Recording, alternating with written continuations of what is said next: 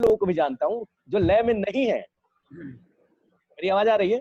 जी जो लय में नहीं और उनको समझ में नहीं आ रहा कि वो लय में नहीं है। जी समझ, दोनों में दो अंतर हो गया। एक है कि लय में है बेचारा, उसको पता नहीं है कि वो लय में नहीं है, तो हम समझा सकते हैं।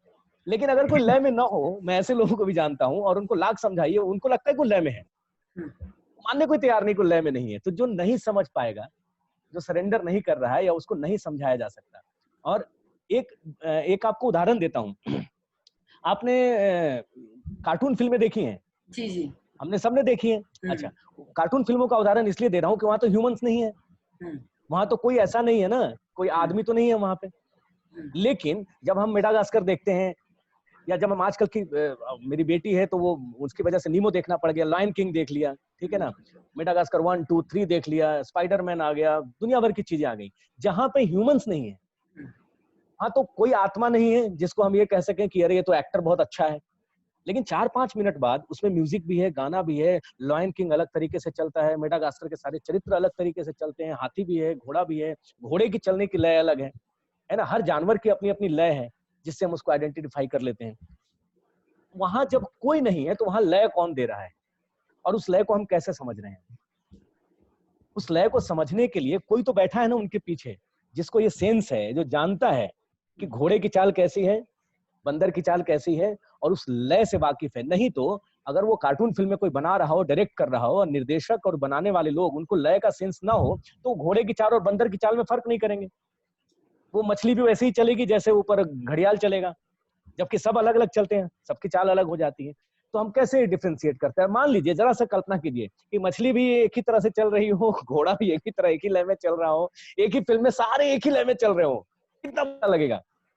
सबकी लय अलग है। उसी तरीके से हम सबकी लय अलग है, हर चरित्र का लय अलग है, और मेरा लय अलग है, आपका अलग है, दूसरे का अलग है। तो हम जब कोई चरित्र करते हैं या कुछ करते हैं, मेरा ये मानना है कि सबसे पहले हमें उसकी लय को पकड़नी चाहिए।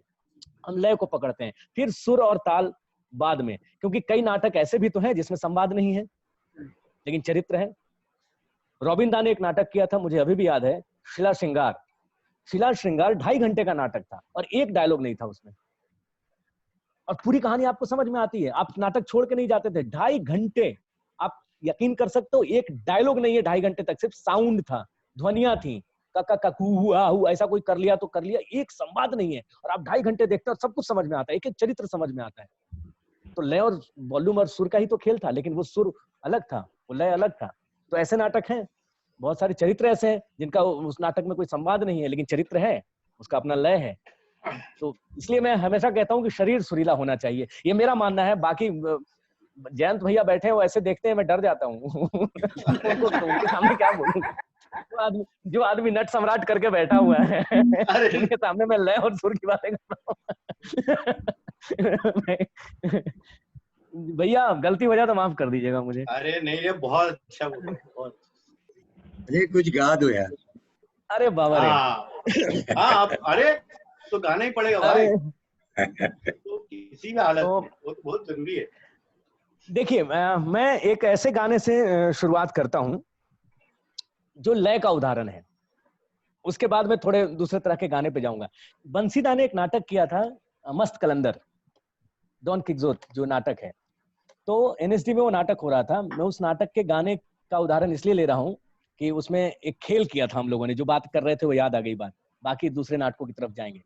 तो मस्त कलंदर में एक सीन था जिसमें 2-3 कैरेक्टर बैठे हैं और बात कर रहे थे, और बात, चूंकि बंसीदा का अपना अंदाज है, तो नाटक का संवाद था। बोलते भाई मैं जानते हो कल क्या हुआ? बोला क्या? कल जा रही है, कल नदी गए नदी पे। बोले फिर? बोले कांटा लगा के बैठे। बोले फिर क्या हुआ? बोले गए नदी पे, कांटा लगा के बैठे। बोले अबे हुआ क्या भाई? बोला मच्छियां आ रही थी, हम मच्छियां जा रही थी। बोले फिर? बोले मुंह चिढ़ा चिढ़ा के जा रही थी यार भाई, मैं दाना खा खा के जा रही थी। अब ये बीच में एक था छोटा सा सीन कि मच्छियां आ रही थी, मच्छियां जा रही थी, मुंह चिढ़ा रही थी भाई, दाना खा खा के जा रही थी, कल गए नदी पे, हम फिर कांटा लगा के बैठे।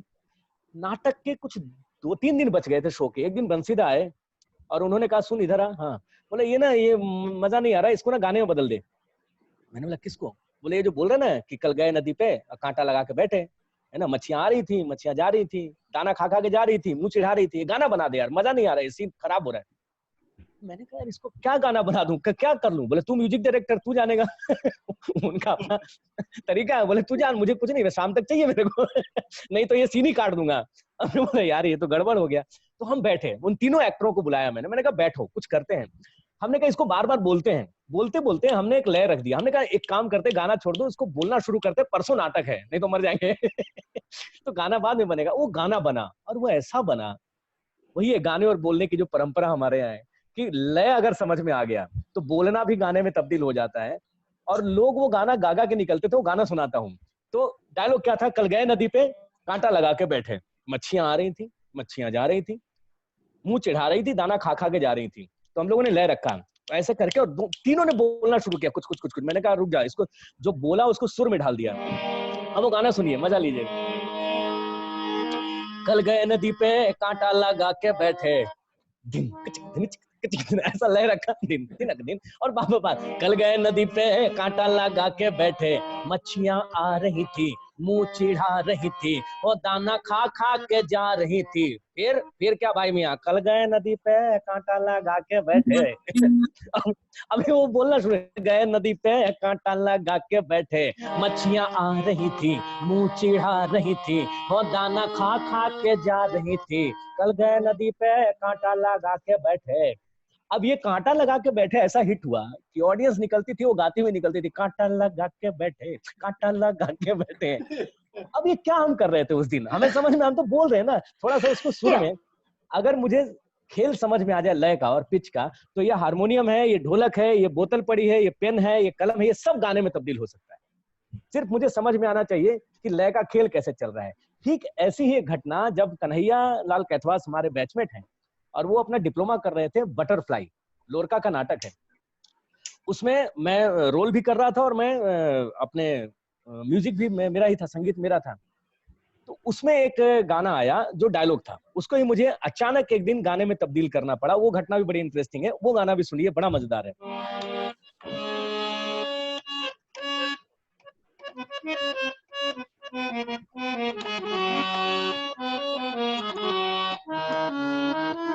अब उसमें था कि बोला कि क्या हुआ, वो आके बताता है, बोलता है पागल हो गया। बोला कौन? बोला और एक मजनू हो गया दीवाना।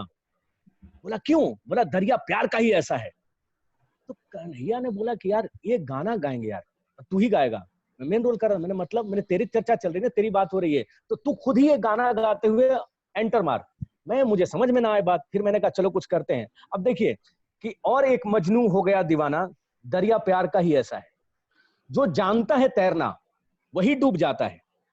अब इसमें कहीं कोई तुकांत नहीं है, ये छंद में तो है, लय में है। और एक मजनू हो गया दीवाना, दरिया प्यार का ही ऐसा है, दूसरा सेगमेंट। तीसरा, जो जानता है तैरना वही डूब जाता है। तो इसका गाना बना।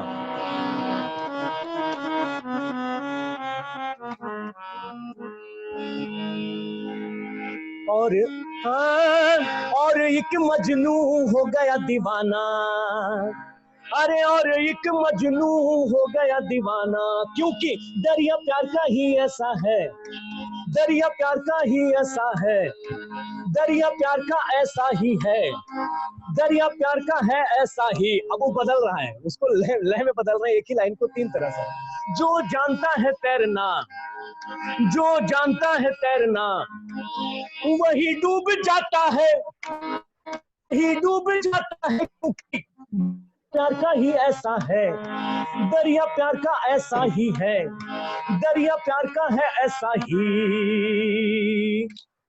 अब ये भी हम लय में बोल रहे थे बेसिकली, लेकिन हमने उसको खेल कर दिया। जो जानता है तैरना वही डूब जाता है, क्योंकि दरिया प्यार का ही ऐसा है। तो लय और सुर का वो खेल वहां चालू हो गया था। तो ये तो कि दोनों गाने याद आए। हाँ, अब आते हैं सच में गाने की बात।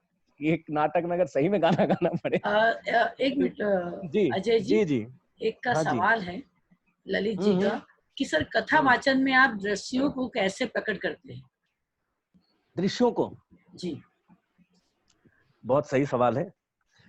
देखिए, कथा गायन वाचन में दृश्यों को प्रकट करने के लिए आपको सबसे पहले शब्दों का धनी होना पड़ेगा, और दूसरे जो शब्द आप कहें जब आप उसको बोलें तो बोलते समय आपको उस चित्र की परिकल्पना किसी एक के लिए अलग होगी, दूसरे के लिए अलग होगी। पहले मान के चलिए, आप सबको एक ही दृश्य नहीं दिखा सकते कि अगर मैं कुछ बोल रहा हूं तो मैं ये मान के चलूं कि दर्शकों में 10 लोग हों तो 10 को जो मैं दिखाना चाहता हूं 10 को एक ही चीज दिखे, ऐसा नहीं होगा। क्योंकि अगर मान लीजिए किसी सीन को, मैंने नाटक की बात करें और वो सीन मैं दिखा रहा हूं और सब कुछ उस संवाद के हिसाब से एक सेटअप के अंतर्गत हो रहा है, चरित्र बोल रहा है, सब कुछ कर रहा है और सेटअप भी वैसा ही है। मुझे अगर किसी मौसम को दिखाना है, उस मौसम के अनुकूल प्रकाश परिकल्पना भी कर रखा है, पानी भी बरसा दे, सब कुछ करे, तो क्या होगा? जो 10 लोग बैठे हैं उनको 10 को एक ही चीज दिखेगी। लेकिन यहाँ आपके पास कुछ भी नहीं है, ना लाइट है, ना साउंड है, आप कहीं से कुछ भी इक्विपमेंट इस्तेमाल नहीं कर रहे हैं। ऐसा भी नहीं है कि आप 10 तरह के कॉस्ट्यूम इस्तेमाल कर रहे हैं। तो आपके पास सिर्फ 2 ही चीजें बचती हैं दृश्यों को दिखाने के लिए। वो एक है आपका शरीर और एक है आपकी आवाज। आपकी आवाज ही है जो आपको उस दृश्य को बनाने में मदद करेगी। और फिर यही सुर की बात आ जाती है कि वो सुर और लय, उन संवादों के हिसाब से आप कैसे उसको निभाएंगे या अपने शरीर को कैसे दर्शकों के सामने प्रस्तुत करेंगे कि शरीर बताए कि इस समय आप जो दृश्य दिखा रहे हैं उसका असर आपके शरीर पे क्या है। और अगर आपके शरीर पे वो है असर, जो दृश्य आप दिखाना चाह रहे हैं, जो बोल रहे हैं, उसका असर आपके ऊपर है, तो दर्शकों को दिखता है, ये मानिए। इसका सबसे बड़ा उदाहरण मैं फिर से बोलूंगा कि आप पांडवानी देखिए कभी। आप पांडवानी जब देखते हैं और महाभारत में कर्ण और अर्जुन का युद्ध जब बताती हैं तीजन बाई, या और भी बहुत सारे नाम है पांडवानी में, तो क्या वो तो तीर भी नहीं चलाते, वो कोई महाभारत का सेटअप भी नहीं लगा है वहां पे, कोई रथ नहीं है वहां पे। लेकिन जब उनका शरीर, जब अर्जुन संवाद बोलता है और अर्जुन के संवाद के साथ वो चलती हैं, तो आपको लगता है कि अर्जुन इस समय तीर चला रहा है। जब कर्ण चलता है तो कर्ण समझ में आता है, और जब कोई और चरित्र आता है तो चरित्र समझ में आता है। यानी कि दृश्य को दिखाने के लिए सबसे पहले उस दृश्य की परिकल्पना शारीरिक रूप से और वाचिक रूप से आपको करनी ही होगी। उसके बाद भी ये गारंटी नहीं है कि आप जो दिखा रहे हैं उसका ठीक वही असर सब पे बराबर पड़े। नहीं, किसी पे कुछ और पड़ सकता है, किसी पे कुछ और पड़ सकता है। अब ये फिर वही बात आ गई कि अगर मैं एक कहानी में ये कह रहा हूं कि एक मायापति सेठ था, अब दुविधा की बात अगर करें, जो नाटक मैंने कर रखा है कि एक मायापति सेठ था, उसके इकलौते बेटे की बारात धूमधाम से ब्याह करके वापस आ रही थी और जरा सुस्ताने के लिए बारात एक ठो रुकी। अब मुझे बताइए, ये बोलते समय अगर मैं एक मायापति सेठ था, मायापति सेठ तो नहीं बनूंगा। ये बोलते समय कि बारात एक ठो रुकी, मैं रुक तो नहीं जाऊंगा, या सुस्ताने के लिए रुकी तो मैं सुस्ताने तो नहीं लगूंगा, इस तरह की हरकतें नहीं करूंगा। तो ऐसा कैसे बोलूंगा संवादों को, इतने इतने तरीके से सजा के मैं रखूंगा, और वो कर कर के आता है।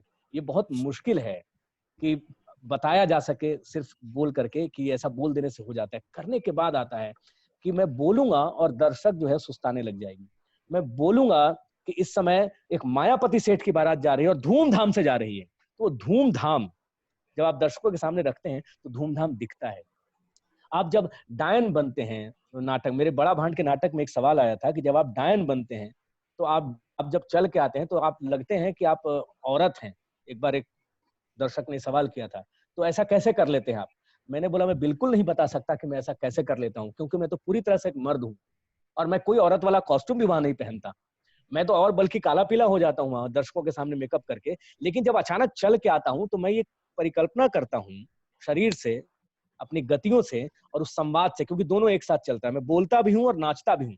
तो मैं कोशिश करता हूँ कि जब एक औरत गुस्से में आएगी, जब वो डायन बनेगी, तो कैसे वो कैसे खड़ी होगी, उसकी कमर कैसे हिलेंगे, या वो यहाँ से ऊपर का शरीर कैसा होगा, नीचे कैसा होगा, डायन चलेगी तो कैसे चलेगी। मैं सिर्फ कोशिश करता हूँ, और वो कैसे तब्दील हो जाता है ये मैं बता नहीं सकता, ये तो करना ही पड़ेगा।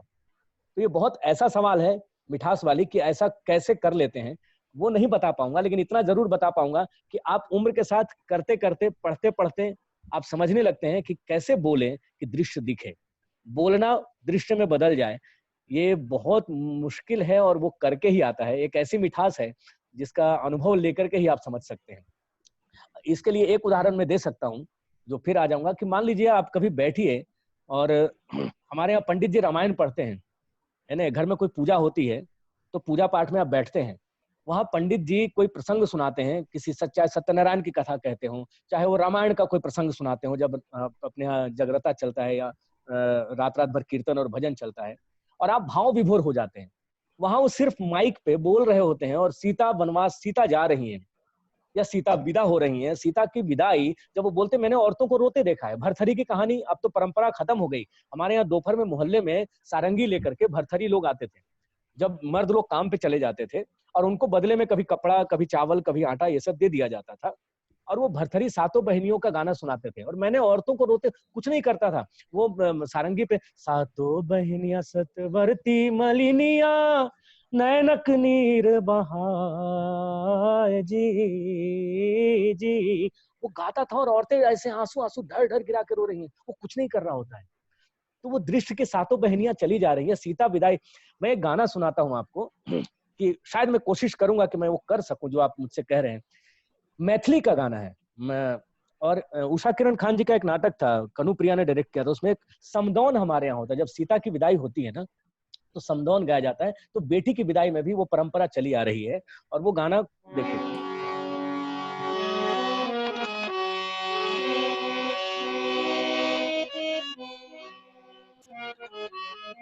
अब देखिए विदाई है सीता की, हमारे यहाँ बेटी विदाई पे ये गाया जाता है मैथिल में।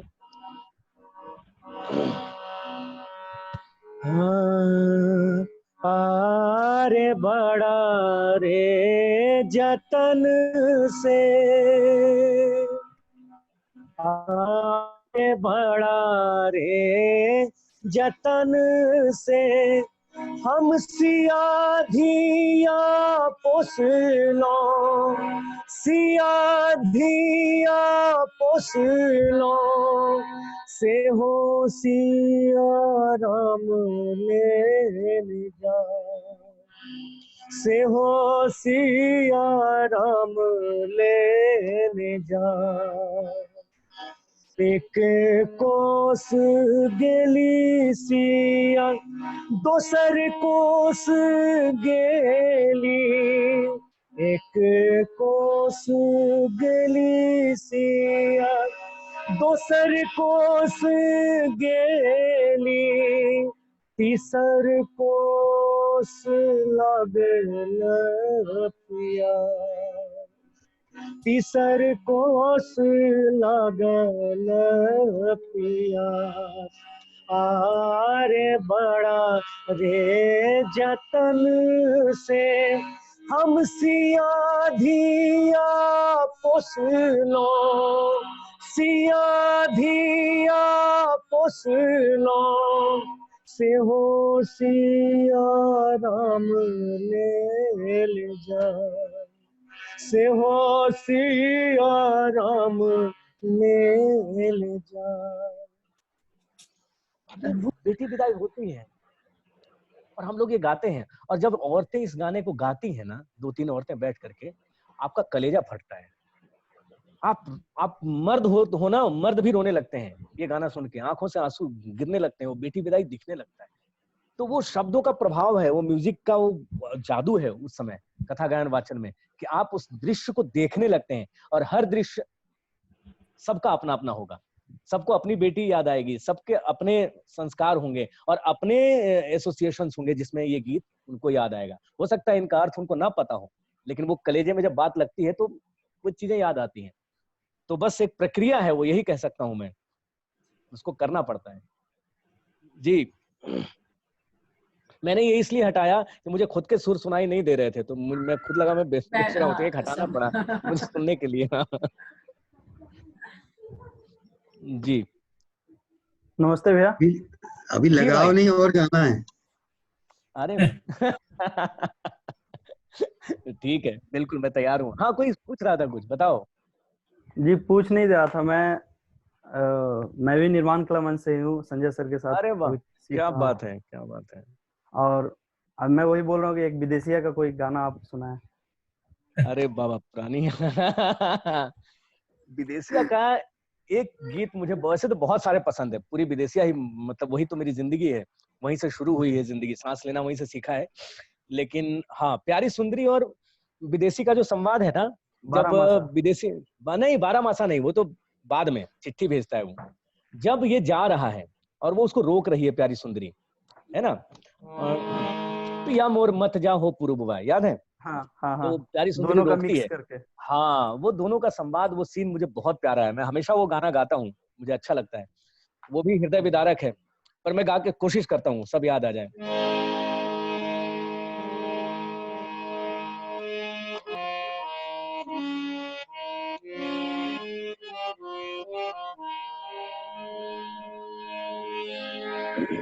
प्यारी सुंदरी जो रोक रही है, मैं प्यारी सुंदरी की तरफ से सुनाना चाहूंगा, विदेशी का वर्जन नहीं, विदेशी थोड़ा वो मस्ती मार रहा है उस समय। तो प्यारी सुंदरी।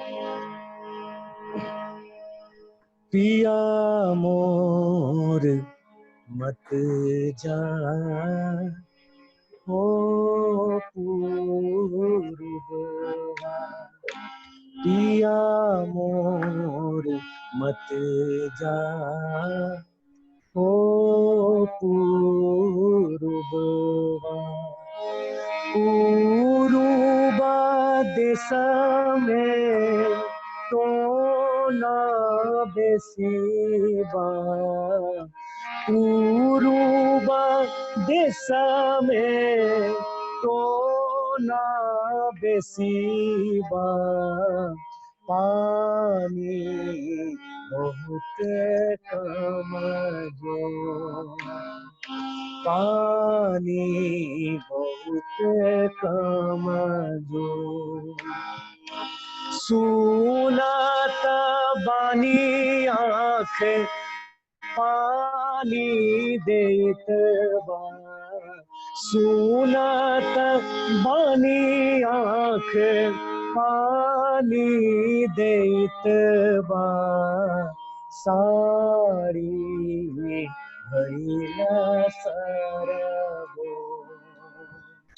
पिया मोर मत जा ओ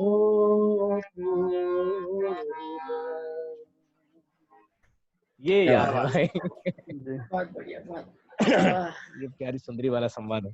देव गुप्ता जी है, वो कह रहे कि मेरे पिताजी भी एक गाना सुनाते हैं, धिक धिक धिक बेटा नाह के जन्म दिहली, विदेशिया दिन। हाँ विदेशिया का वो यही है, नाह के भिखारी जन्म हमके दिहलन विधाता, वो बटोही के साथ संवाद है, जब वो बटोही को अपना दर्द सुना रही है प्यारी सुंदरी। कुछ दिन में पाकी जई है केस ये बटोही भैया, रात नाही नींद दिन तनी ना चयन वारात, नाही नींद दिन तनी ना चयन। ये बटोही को बता रही है कि अब मैं ये जवानी ये सब क्यों विधाता ने दिया जब मेरे पिया मेरे पास नहीं है, तो वो अलग हृदय विदारक मामला है, पर कमाल है। अजय बड़ा भाड़ का सुनाओ एक यार। बड़ा भांड का अरे बाबा रे बड़ा भांड का गाना।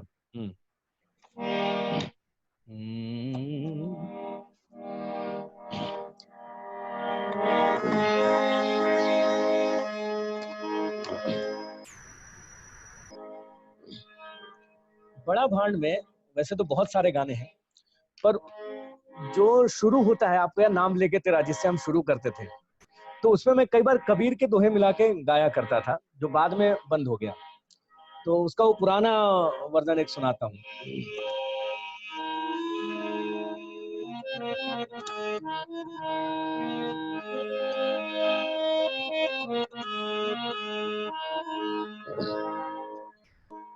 बहु रुपया है बड़ा खिलाड़ी, पर उसकी भी है लाचारी, बहु रुपया है बड़ा खिलाड़ी, पर उसकी भी है लाचारी, सच्चा स्वांगी स्वांग रचाए, सत की लाज चली ना जाए, वो ऊपर बैठा बोल रहा है रख ले लाज हमारी, नाम लेके तेरा करते हैं शुरू, रख ले लाज गुरु, रख ले लाज गुरु, नाम लेके तेरा, तो धीरे धीरे रे मना और कुछ हो माली सींचे सो घड़ा, ऋतु आवे फल होए नाम लेके तेरा करते हैं शुरू, रख ले लाजे गुरु, रख ले लाजे गुरु, नाम लेके तेरा, नाम लेके तेरा, नाम लेके तेरा, नाम लेके तेरा, नाम लेके तेरा, नाम लेके तेरा करते हैं शुरू, रख ले लाजे गुरु, रख ले लाजे गुरु, नाम लेके तेरा। क्या बात है। बहुत बढ़िया, बहुत बढ़िया। अरे थैंक यू भैया, बहुत बहुत धन्यवाद। बहुत सही। क्या क्या क्या गा रहा हूँ, नहीं डर के मारे हालत खराब हो जाती है। अरे बहुत बढ़िया। नहीं अद्भुत गाते हैं यार, और जब वो करते हुए आते वाह। हाँ वो नाचते वो तो अलग ही, वही है कि फिर वो वहाँ का मजा अलग है, वो जो दर्शकों के सामने वाली बात है ना। हाँ बिल्कुल। एक एक गाना जो मैं इसमें बड़ी मुश्किल से आया था, क्या हुआ कि हम लोगों को एंड नहीं मिल रहा था, बड़ा भांड कैसे खत्म करें। तो हमने बहुत सारे गाने हम लोगों ने सोचे, एक कविता लिखी थी मैंने जिससे वो नाटक खत्म कर रहा था, लेकिन वो था कि मुकम्मल अंत नहीं था। और वो कविता थी कि रंग लगा के अंग सजा के नहीं जो अपना भेष बना के, रंग लगा के अंग सजा के नहीं जो अपना भेष बना के, अंतर मन की चिता सजा के सत की आग लगाऊं, धू धू कर जल जा रे मनवा, शब्द न लिखे जाए जिसके, ऐसा गाना गारे मनवा। अरे इतनी ऊंची तान लगा कि कान सभी फट जाएं, सुन पाए बस वो कि जिनको गुड़ का डलिया भाए, नमक मिर्च हल्दी धनिये का स्वाद समझ में आए। अरे गा गा गा कि गा रे मनवा, जब तक गाया जाए। क्या बात। ये मैंने एक अपने तरफ से लिख ली थी कविता। क्यों, एक अभिनेता आप जो कर रहा है अंतर्मन की चिता सजा के ही तो सब कुछ हो रहा है, और गाओ जब तक गा सकते हैं। लेकिन फिर लगा कि नहीं, इससे मुकम्मल नहीं हो रहा। तो हमने बहुत सारे गाने भी सोचे कि कौन सा गाना गाएं। करते करते एक दिन मैं बैठा हुआ था और कुमार गंधर्व जी का हीरना सुन रहा था। अब कुमार गंधर्व जी ने हीरना जो गाया है गाना, वो अचानक रिहर्सल हम लोग करने ही वाले थे और हीरना गाना बजा, तो हमें लगा कि यार इससे अच्छा गाना नहीं हो सकता बड़ा भांड को एंड करने के लिए। क्योंकि वो वही बात कह रहे हैं कि हीरना समझ बूझ वन चरना, एक वन चरना दूजे वन चरना, तीजे में पग नहीं धरना, हिरना समझ बूझ वन चरना।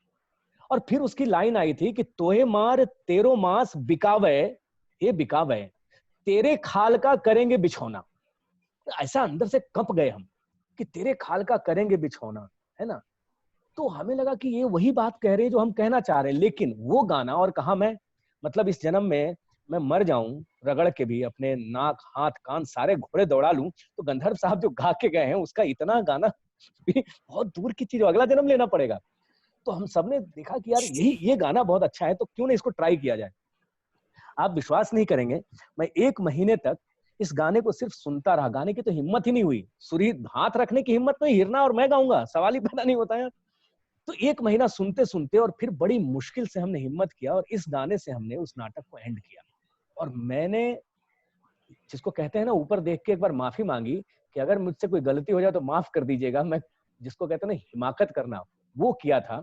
लेकिन अपने तरीके से शायद उस ऊपर वाले का करम था, गुरुओं का आशीर्वाद था, और कहीं गंधर्व साहब की कोई तो बात उन्होंने मेरी सुन ली होगी, या उन्होंने कुछ तो मुझे कहा होगा ऊपर से आशीर्वचन के रूप में, कि वो गाना मैं निभा गया। और बड़ा भांड तब से अब तक 250 शो हो चुके होंगे, वो हिरना से खत्म होता है।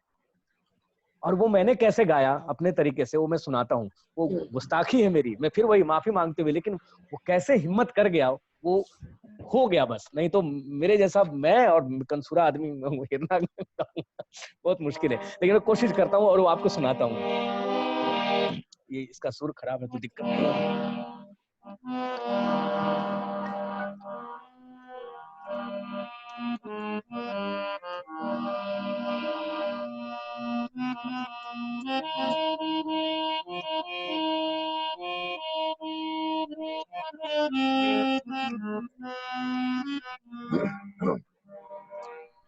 हीरना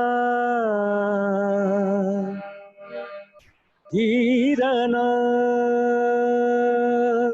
धीरना धीरना समझ बूझ बना चरना हीरना हीरना हीरना समझ बूझ बना चरना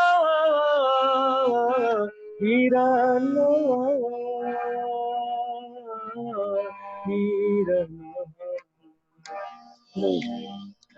एकावन चरना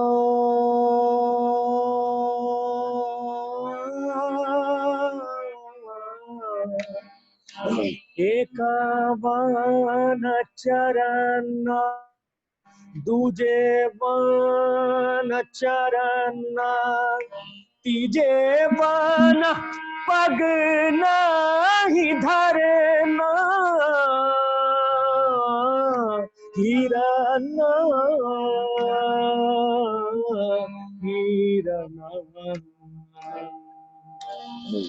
तोए मार तेरो मास बिकावे हे बिकावे तोए मार तेरो मास बिकावे हे बिकावे तेरे खाल का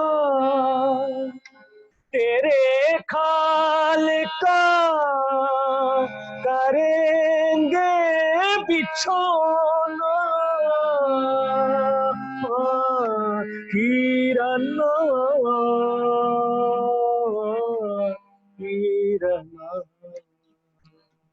हीरना समझ बूझ बना चरना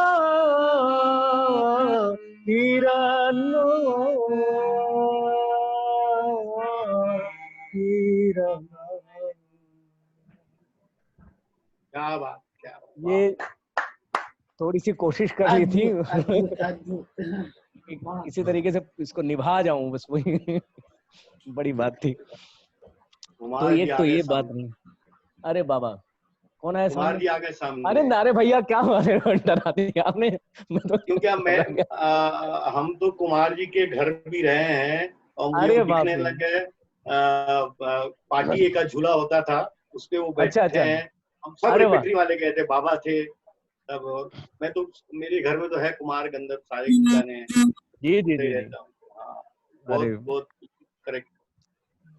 क्योंकि मैंने तो सिर्फ जिसको कहते हैं ना, मैंने वो अंधभक्त होता है ना एक बार, कि कई बार ब्लाइंड आपको होना पड़ता है कई चीज करने के लिए। तो मैंने उस दिन ये डिसाइड कर लिया था कि ये गाना घुस तो गया है अंदर, अब मैं इस समय अंधा हो जाता हूं और ये मानता हूं कि मुझे सिर्फ सुनाई दे रहा है, दिखाई कुछ नहीं दे रहा जीवन में। तो अपने आप कहीं तो कान से उतरेगा, वो कान से उतरने वाली चीज थी, कान से हो जाना होता है। तो ये मैंने कोशिश की और मेरी थोड़ी समझदारी जो बनती है वो यही है। और मैं हमेशा एक बात कहता हूं, जब भी किसी वर्कशॉप में या ऐसे भी मुझसे पूछा जाता है तो, कि एक दिन एक सवाल आया, बहुत कमाल का सवाल था, और वो था कि जो कुछ आपने किया या जो कुछ आप गाते हो, आपने ये कैसे किया, आपने कहाँ सीखा। बड़ी ईमानदारी से मैं आपको एक बात बताना चाहूंगा, कहीं से तो कोई चमत्कार हुआ है। मैं हमेशा ये मानता हूं कि संगीत जो है ना वो ईश्वरीय विद्या है। आप एक अभिनेता, देखिए कई लोगों ने मेरी इस बात को अपोज किया और कहते हैं कि नहीं आप इतना ब्लंटली ऐसे कैसे बोल सकते हैं, बाकी लोग क्या बेवकूफ बनाते हैं। और मैं हमेशा कहता हूं, कील ठोक के आज भी कह रहा हूं कि हाँ हम बेवकूफ बनाते हैं। एक अभिनेता आपको बेवकूफ बना सकता है, बहुत प्यार से बना सकता है, हमको वो कला आती है ठीक है। एक पेंटर आपको बेवकूफ बना सकता है, वो तर्क दे सकता है किसी भी तरह की पेंटिंग के साथ कि जी मुझे ये समझ में आता है, आपको भले ही समझ में नहीं आया, मैं क्या बिगाड़ लूंगा। एक साहित्यकार कोई अच्छी सी कविता लिख सकता है, जो कविता शायद सबको समझ में ना आए, या कोई भी कविता कुछ भी लिख सकता है, आदमी कहना है मुझे तो बड़ी बड़ी अच्छी कविता लग रही है, और आप तर्क नहीं दे सकते। हो सकता है दसियों को अच्छी लगेगी और दसियों को बुरी भी लगेगी। एक अलग अलग विधाओं के लोग आपको बेवकूफ बना सकते हैं, नर्तक बेवकूफ बना सकता है, वो कह सकता है कि मेरे लिए मूवमेंट बहुत परफेक्ट है, मैं तो ऐसा ही करता हूं, और वो परफेक्ट करके भी दिखा सकता है, गलत मूवमेंट को सही कर देगा वो। एक गायक कभी आपको बेवकूफ नहीं बना सकता। क्यों? क्योंकि उस समय एक मात्र विद्या ऐसी है जो 100% की मांग करती है। अगर आप जरा सा भी गड़बड़ गाएंगे ना, आप लोकगीत गाएंगे, आप गजल गाएंगे, भजन गाएंगे, दादरा गाएंगे, ठुमरी गाएंगे, क्लासिकल गाएंगे, सेमी क्लासिकल गाएंगे, है ना, आप रैप सॉन्ग गाएंगे, कुछ भी गाएंगे, आप जो कुछ भी गाएंगे, उस विधा में जिस तरीके से वो गाया जाता है, निभाया जाता है, उसमें वो 100% होने की मांग करता है। आप उसमें जरा सा भी हिलते हैं, गड़बड़ करते हैं, पता चलता है कि आप बेईमानी कर रहे हैं, आपसे नहीं हो रहा है। हो सकता है दूसरों को पता ना चले, आपको तो पता चल ही जाता है कि आप गलत कर रहे हैं। और ईश्वरीय विद्या में इसलिए कहता हूं कि एक तो यही 12 सुर हैं, आज तक इसी में सब कुछ हो रहा है। दूसरे, गाना बजाना पहले समझ में नहीं आती थी, ये बात उम्र के साथ समझ में आई कि आ जाता है, कहीं से आ गया ना तो आ जाता है, नहीं आता है तो नहीं आता है, बहुत मुश्किल हो जाता है। और ये कहीं से तो चमत्कार है। मुझसे अगर पूछे तो मैं एक लाइन में बोलूंगा, मुझे कुछ नहीं आता। मैंने जब तक आज तक जितने गाने कंपोज किया, कुछ भी, मेरे दिमाग में पहले, चूंकि अभिनेता हूं तो लय गूंजता है, लय के हिसाब से मुझे सुरों के गुच्छे दिखते हैं। मुझे नहीं आती राग रागनियां, मैं कोई क्लासिकल घराने वाला नहीं हूं, मुझे संगीत की उतनी जानकारी नहीं है, पर उस ईश्वर की का चमत्कार है, वरदान है उनका कि मेरे कान में गुच्छे गूंजते हैं सुर के। उसी वजह से आज 20, 25, 30 सालों से जितना भी कर सका वो कर गया। एक लाइन में अगर मैं डिस्क्राइब करना चाहूं तो मैं यही कहना चाहूंगा, कौन कर रहा है नहीं मालूम है, वो कौन है नहीं मालूम है, लेकिन मेरे किए कुछ नहीं हो रहा। नहीं, मैं नहीं कर रहा हूँ, वो हो जा रहा है। Very good sir. एक का सवाल है कि ताल में कैसे खुद को लाया जाए? जी, ताल में कैसे लाया जाए खुद को? हाँ, ये सवाल आप पहले भी कर चुकी थी, लेकिन वो था कि दूसरों को अगर ताल में लाना हो, हाँ, लय में, ये लय राहुल कैसे समझाएं? ये राहुल शाक्य है जो हमारे ग्वालियर से ही है और अच्छा बजाता है, तो जी, ये उनका सवाल। लोगों को कैसे लाया जाए या खुद को ताल में कैसे लाया जाए, दोनों में आसमान जमीन का फर्क है। खुद को, वो मेरे ख्याल से खुद का पूछ रहा होगा। हाँ, क्योंकि दोनों मतलब सुनने में बहुत एक जैसी चीजें लग रही हैं। किसी को ताल में कैसे लाएं और खुद को ताल में कैसे लाएं, बहुत मुश्किल है। खुद को ताल में लाने के लिए जो सबसे पहला कदम आप उठाएं, जो सबसे पहला काम करें, जो कि मैं नहीं कह रहा हूं, शास्त्रगत में जितने लोग शास्त्रों में विश्वास रखते हैं वो कह गए, बड़े बुजुर्ग कह गए, वो 2 चीजों का इस्तेमाल करते हैं। कभी सुनिएगा, जैसे ही आप किसी गुरु के पास सीखने जाते हैं ना, तो वो क्या करता है, बोलता है कि बेटा लय और सुर, वो कहते हैं दिखाना। अब बहुत ध्यान से सुनना आप इस बात को, कि कई बार बोला जाता है सुर दिखाना या लय दिखाना। अब मुझे अजय जी मैं माफी चाहूंगी, लेकिन समय खत्म हो रहा है, तो क्या हम 10-15 मिनट के लिए फिर से ज्वाइन हो सकते हैं? बिल्कुल हो सकते हैं। ये बात हमारी कंप्लीट हो जाए, अधूरी न रह जाए। हाँ, ये बात कंप्लीट करके खत्म करेंगे, अधूरी ये रखनी भी नहीं चाहिए। जी जी जी जी। हाँ।